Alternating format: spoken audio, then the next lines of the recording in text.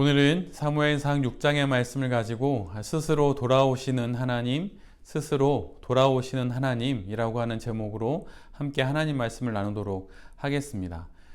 블레셋은 이스라엘의 하나님의 법궤를 빼앗음으로 또 승리를 거둔 줄 알았지만 이후로 이어지는 여러 일들 속에서 승리가 아니라 재앙을 경험하는 것을 이제 겪게 됩니다.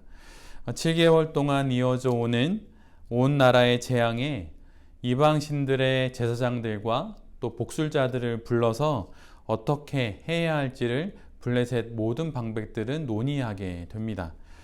신에 관한 일이기에 블레셋의 제사장들과 복술자들을 불러서 의견을 듣기로 한 것이지요.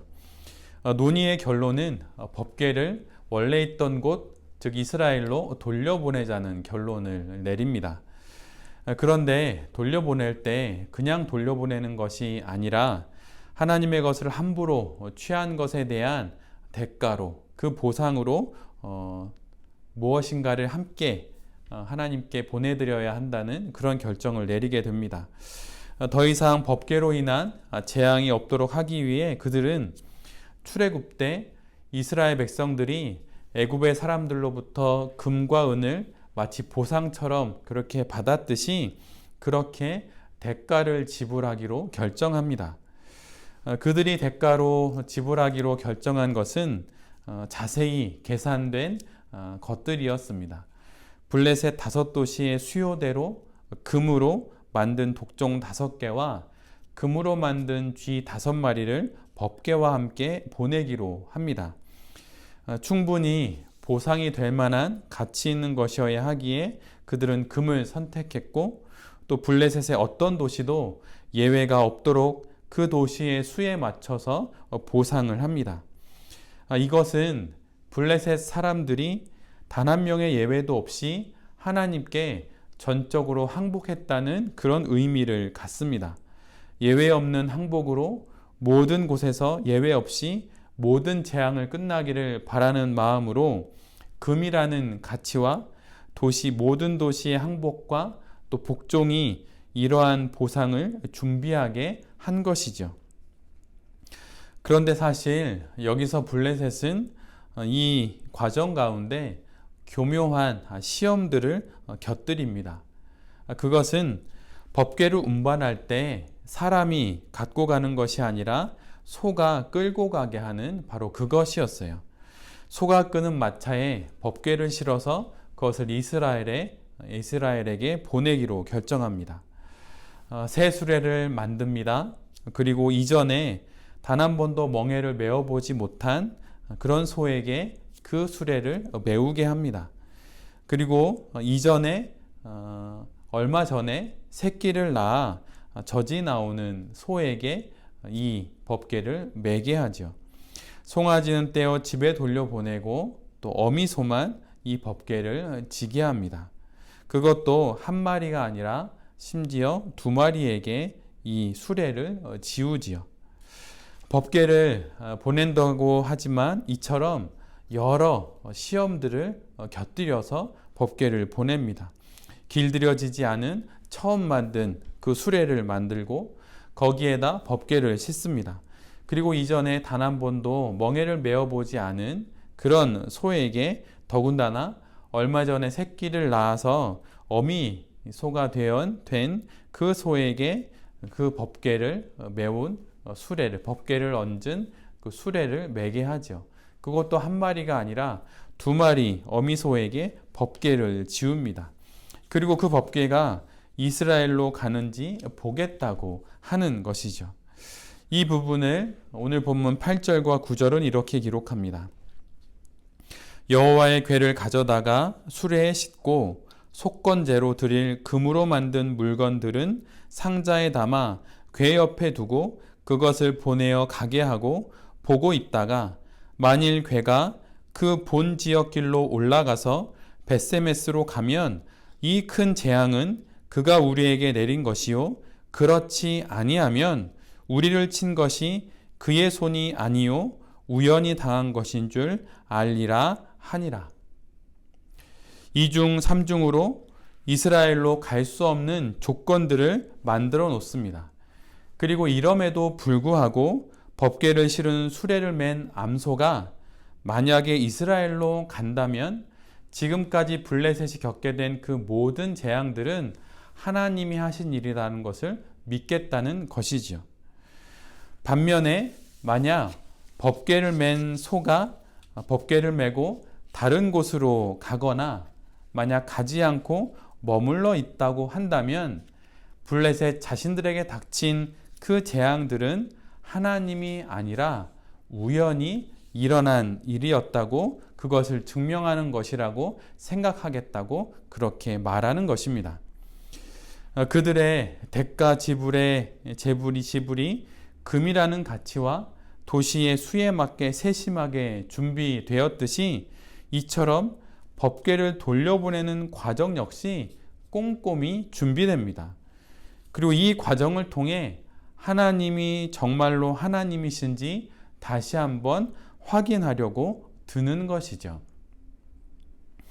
블레셋은 재앙 앞에 하나님께 굴복하지만 여전히 이 모든 상황이 우연이길 그리고 하나님이 무능한 신이기를 바라는 그 희망을 여전히 드러내 보이고 있습니다.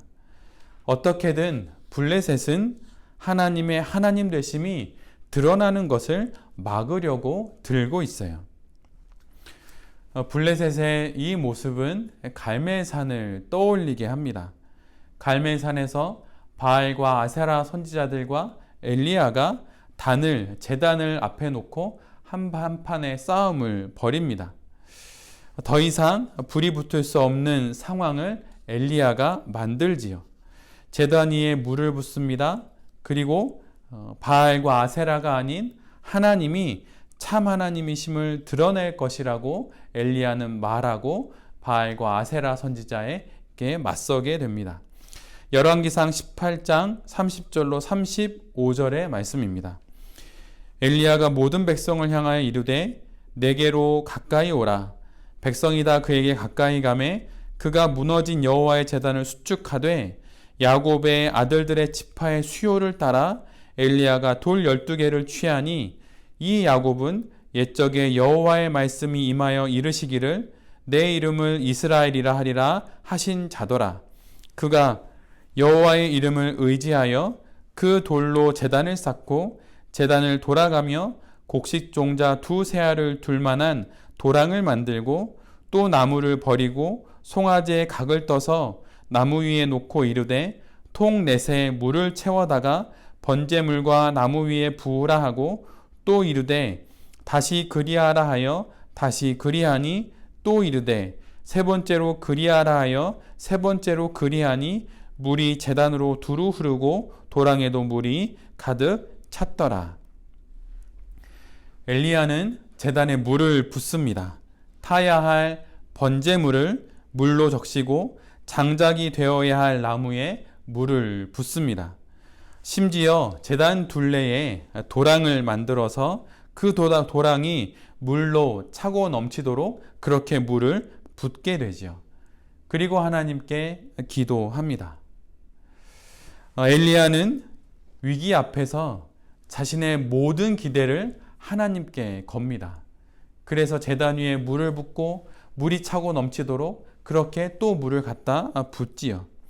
그러나 블레셋은 위기를 모면하려 하면서도 여전히 자신들의 기대를 버리지 못하고 이렇게 2중, 3중으로 하나님을 확인하고 또 확인할 수 있는 그런 장치들을 계속 앞에 둡니다.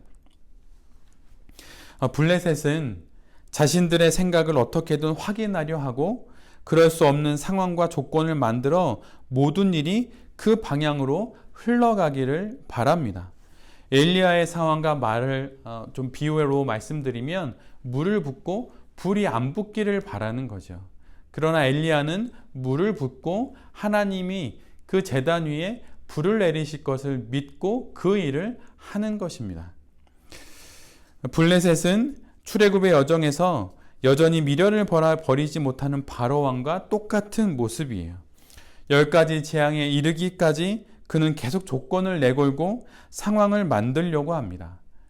자신의 의도와 생각대로 상황이 흘러갈 수 있도록 그는 계속 또 다른 제안을 이스라엘에게 계속하게 됩니다. 멀리 가지 마라, 남자만 가라, 가축을 놓고 가라 등등 바로는 계속해서 자신의 의도를 관철시키려고 수많은 제안들을 계속 하게 되는 것이죠. 오늘 본문의 블레셋 역시 그렇게 계속해서 하나님이 하나님이시지 못함을 드러낼 수 있도록 그렇게 계속해서 방해의 도구들을 쌓아놓고 또 계속 막아 놓는 것입니다. 강팍한 바로의 마음과 같은 것이 지금 블레셋 방백들의 마음이에요. 그런데 블레셋 방백들은 바로의 실수를 잘 알고 있습니다. 그래서 바로의 실수를 반복하고 싶지 않기에 블레셋은 더욱 교묘하게 이를 수행합니다. 그래서 법궤를 붙잡아 놓지 않아요. 법궤를 내보냅니다. 그러나 갈 수 없는 조건들을 2중 3중 걸어놓고 가지 못하기를 바라면서 그렇게 법궤를 하나님 앞에 내어놓듯 그렇게 내어놓게 되는 것이죠. 그러나 결국 법궤는 블레셋을 떠납니다. 내 백성을 내보내라 말씀하셨던 출애굽의 그 명령이 이제 사무엘상 6장에는 블레셋 사람들에게 더욱더 직접적으로 들려지게 됩니다. 내가 나가겠다 라고 하는 하나님의 그 말씀으로 이제는 블레셋에게 들려지게 되는 것이죠. 아무리 블레셋이 2중, 3중으로 함정을 놓고 덫을 만들어 놓는다 하더라도 하나님은 이스라엘로 돌아가십니다. 그때의 광경을 12절은 이렇게 기록합니다. 암소가 벳세메스 길로 바로 행하여 대로로 가며 갈대에 울고 좌우로 치우치지 아니하였고 블레셋 방백들은 벳세메스 경계선까지 따라가니라.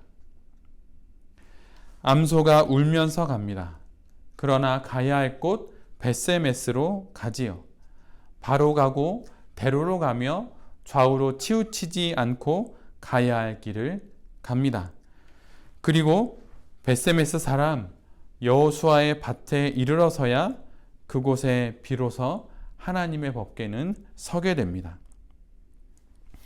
어떻게든 하나님의 일이 아니라고 말하고 싶었던 블레셋, 어떤 수단과 방법을 동원해서든 모든 일을 막고 싶었던 애굽의 바로, 그들이 제 아무리 수를 쓰고 방해를 해도 결국 출애굽은 이루어졌고 법궤는 돌아왔습니다.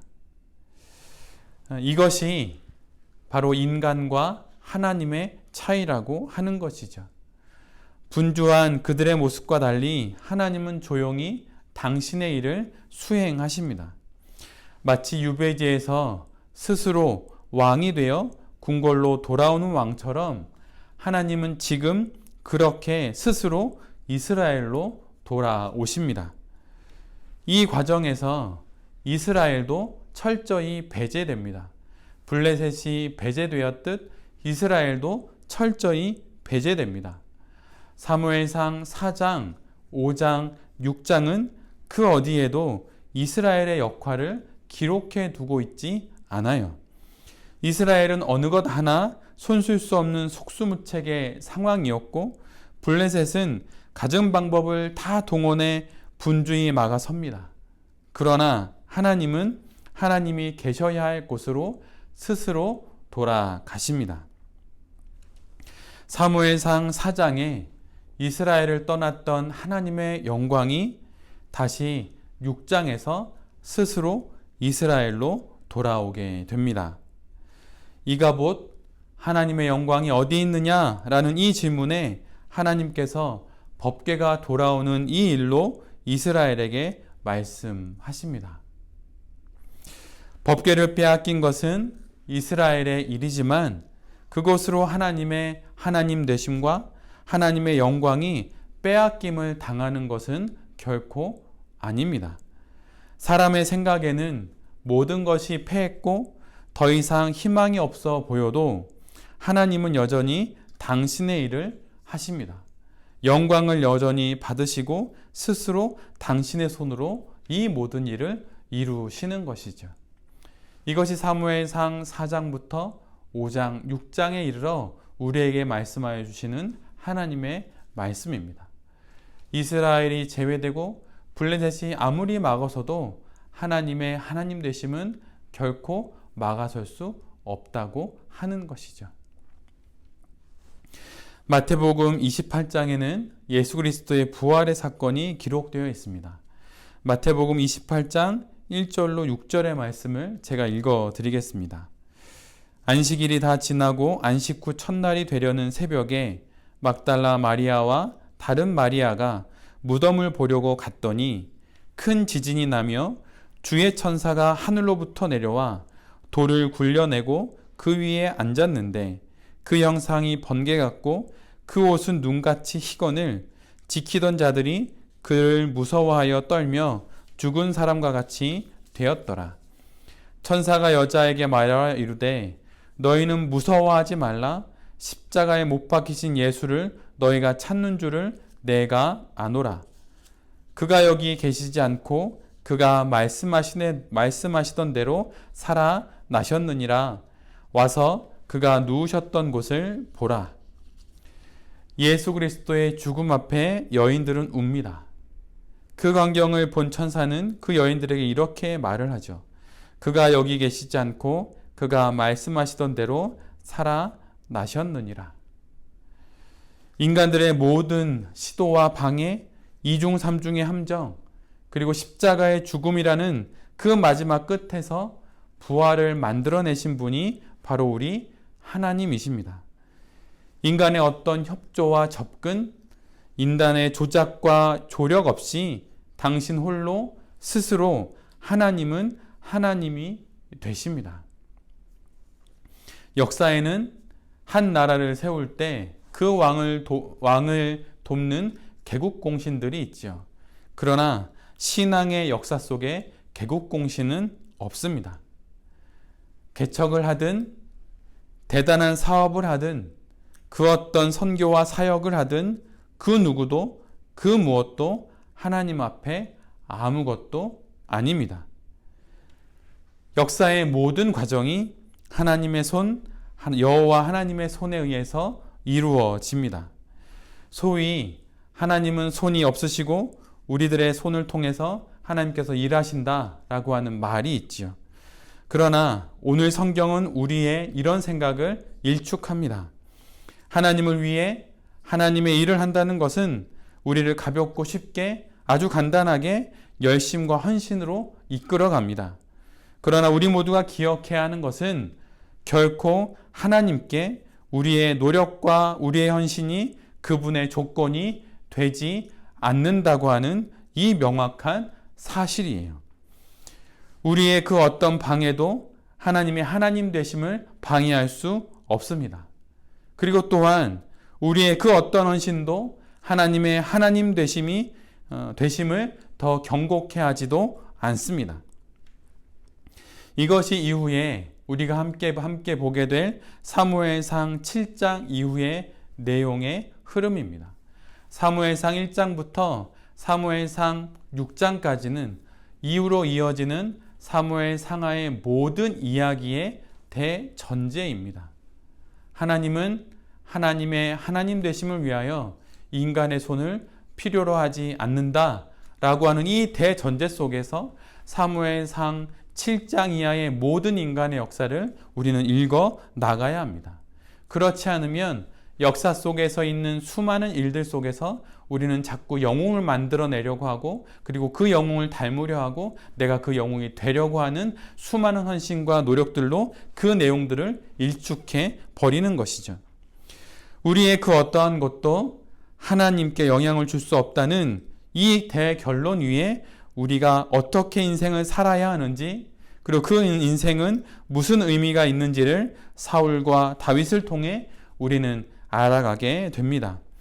그리고 이 대원칙과 결론에 따라 살았던 예수 그리스도를 통해 우리는 우리가 이 대원칙 위에서 어떻게 우리의 현실을 살아가야 하는지를 알게 되는 것이죠. 우리가 우리의 인생 속에서 블레셋이 될 때도 있습니다. 그리고 우리가 아무런 손을 쓸 수 없는 이스라엘이 될 때도 있지요.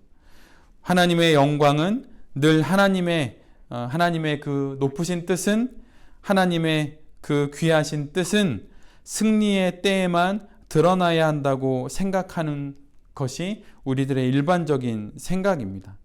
그러나 우리가 부활의 무덤 앞에서 우는 여인들처럼, 그리고 법궤를 메고 우는 그 소처럼, 그렇게 우리의 인생 가운데 수많은 실패 가운데서도 여전히 하나님은 하나님의 일을 행하십니다.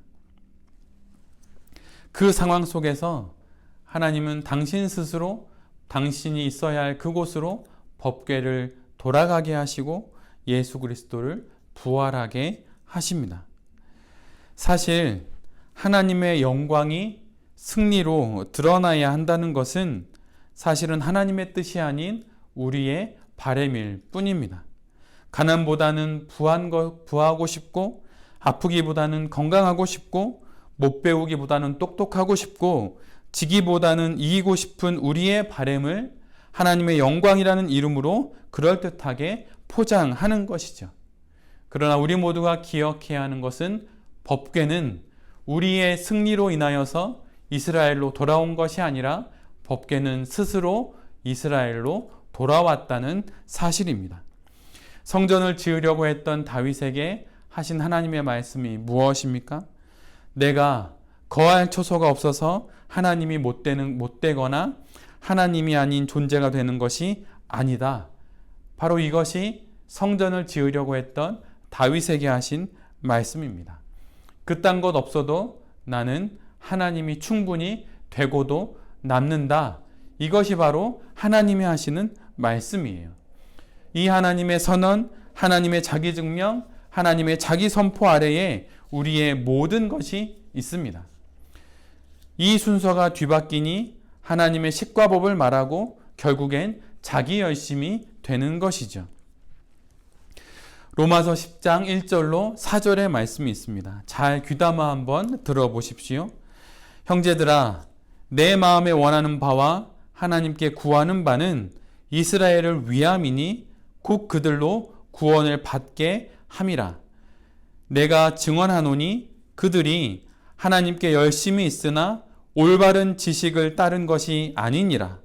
하나님의 의를 모르고 자기의 의를 세우려고 힘써 하나님의 의에 복종하지 아니하였느니라. 그리스도는 모든 믿는 자에게 의를 이루기 위하여 율법의 마침이 되시니라. 하나님께 열심히 있으나 그 열심은 하나님의 의를 위함이 아니라 자기 의를 위함이라고 사도 바울은 말합니다. 우리의 열심이 이런 열심이 될 수 있어요. 성공과 승리, 최선과 최고, 노력과 헌신으로 하나님의 의를 이루겠다는 것이 사실은 나의 의를 위한 나의 열심이 될 수 있습니다. 우리의 그 어떤 열심과 노력 없이도 하나님은 하나님이 되십니다. 아무리 인간이 방해하고 우리가 교묘히 조작해도 하나님은 스스로 하나님의 자리로 돌아가십니다. 이 사실, 이 진실 앞에 우리의 인생이 놓여져 있어요. 이렇게 놓여진 우리의 인생에서 우리가 어떻게 살아야 하는지 사무엘 상하로 대표되는 역사가 그 이야기를 우리에게 해줍니다. 우리의 열심이 사도 바울과 같이 하나님을 핍박하는 것이 될 수도 있습니다. 하나님을 향한 내 열심이 있으니 승리를 주십시오. 하나님을 향한 나의 헌신이 있으니 이 사역을 성공시켜 주십시오. 그렇게 기도하게 되는 것이죠. 그러나 이것은 우리의 요청일 뿐 이것이 결코 하나님의 하나님 되심의 조건이 될 수 없습니다. 그런데 하나님은 우리에게 계속 이렇게 말씀하시는 거예요. 그렇게 주장하는 우리, 승리를 통해서 우리의 사역의 성과를 통해서 하나님의 하나님 되심이 드러나야 한다고 말하는 우리에게 하나님이 이렇게 말씀하시는 것입니다. 그딴 것 없어도 나는 하나님이 된다. 그런 것 없어도 나는 스스로 하나님이 된다. 하나님이 이렇게 말씀하십니다. 그런데 우리는 하나님의 이런 말씀을 듣고 우리는 그 말씀이 싫은 거죠. 하나님, 나의 승리를 통해서, 나의 성공을 통해서, 나의 이 무결점한 나의 인생을 통해서 가난 없고 부하고 똑똑하고 지혜롭고 모든 것이 성취되는 그런 나의 성공의 인생을 통해서 하나님의 하나님 되심이 드러나야만 합니다라고 말해놓고 그렇게 규정해놓고 하나님의 그런 자리로만 하나님을 초대하려고 하는 것이죠. 그것은 블레셋이 끝없는 시험들 속에서 하나님의 하나님 되심을 가로막는 것과 똑같은 일을 우리가 저지르는 것입니다. 그런 것 없어도 나는 하나님이 된다 말씀하시는 이 말씀이 우리의 삶 가운데 이루어지기를 간절히 빕니다. 그리고 이 말씀은 우리의 인생에 이렇게 들려오는 거예요. 그런 것 없어도, 부함 없어도, 지식 없어도, 건강 없어도 너의 인생에서 나는 내 하나님이 되고도 남는다. 이렇게 말씀하여 주시는 이 음성이 오늘 주님께서 우리에게 들려주시는 말씀입니다. 그런데 이 말씀이 참으로 듣기가 어려워요. 승리를 통하여서 하나님의 하나님 되심이 드러났으면 좋겠는데, 나의 성공을 통하여서, 나의 높은 학벌을 통하여서 하나님의 하나님 되심이 드러났으면 좋겠는데 하나님이 그것이 아니라고 말씀하십니다. 그것으로만 하나님의 하나님 되심이 드러나야 한다고 말하는 나의 그 욕심과 나의 그 간구를 이제는 내려놓으라고 말씀하시는 거예요. 나의 실패, 나의 패배, 나의 병약함, 나의 가난함, 나의 못 배움, 나의 슬픔, 인간이 부정하고 싶은 이 모든 현실 속에서도 나는 내 하나님이 충분히 되고도 남는다고 말씀하시는 그 하나님이 바로 우리가 믿고 있는 바로 그런 하나님입니다. 그런데 여러분, 뭐가 두려우십니까? 뭐가 그리 겁이 나고 뭐가 그리 불안합니까?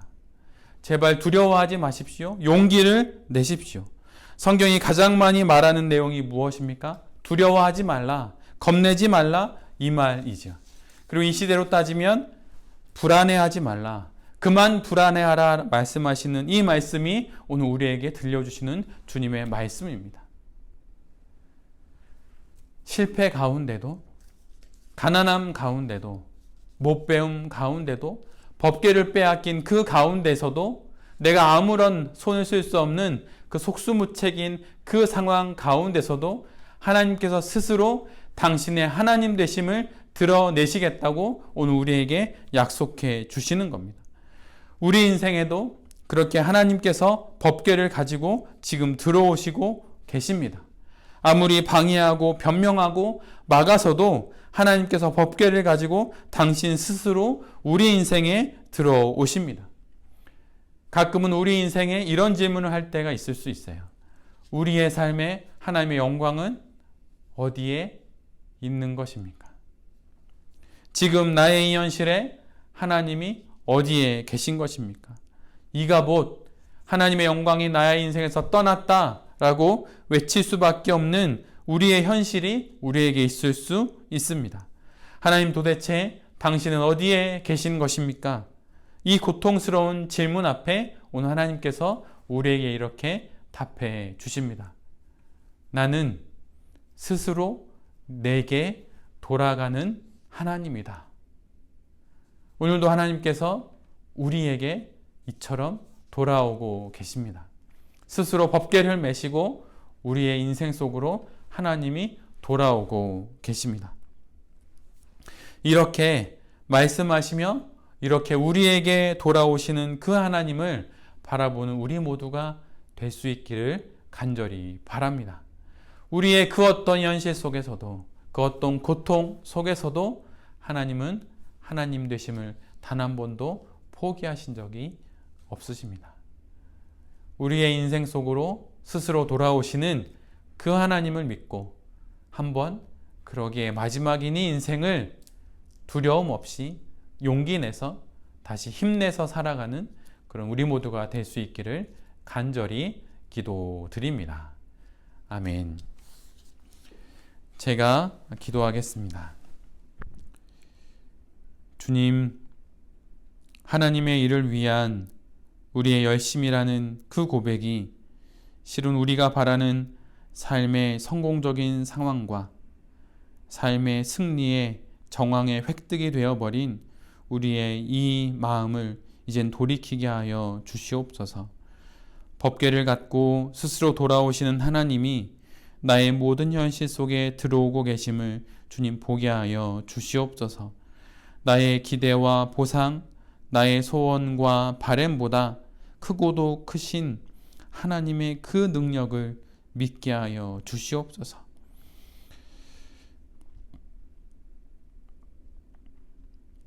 나의 패배에도, 나의 실패에도, 나의 가난과 나의 병약함에도 당신의 영광을 담으신다는 하나님의 이 말씀을 우리에게 들려주셔서 감사합니다. 하나님, 그런 당신을 믿고 다시 살아가게 해 주십시오. 주님, 우리의 인생을 영원히 인도하여 주시옵소서. 이 모든 말씀 우리 주 예수 그리스도의 이름으로 간절히 기도드립니다. 아멘.